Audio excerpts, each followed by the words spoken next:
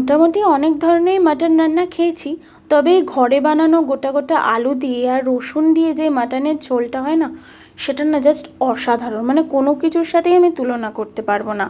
আর তারপরে হয়েছিল আজকে ভেটকি মাছের পাতুরি। ভেটকি মাছের পাতুরি কিন্তু আমাদের বাড়ির সবাই মোটামুটি খুব পছন্দ করে।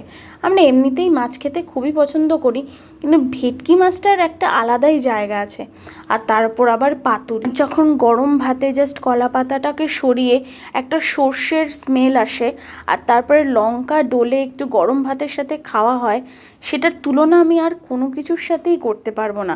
আর সেদিনকের মাছটা না ভীষণই ফ্রেশ ছিল। এই রেসিপিটা অলরেডি চ্যানেলে দেওয়া আছে, তোমরা চাইলে কিন্তু এটা দেখতেই পারো। আর মাটনের কথাটা আলাদাভাবে নাই বললাম কেমন টেস্ট, কেন মাটন আমার খুবই ফেভারেট, আর বাড়িতে বানানোর টেস্টটাই আলাদা।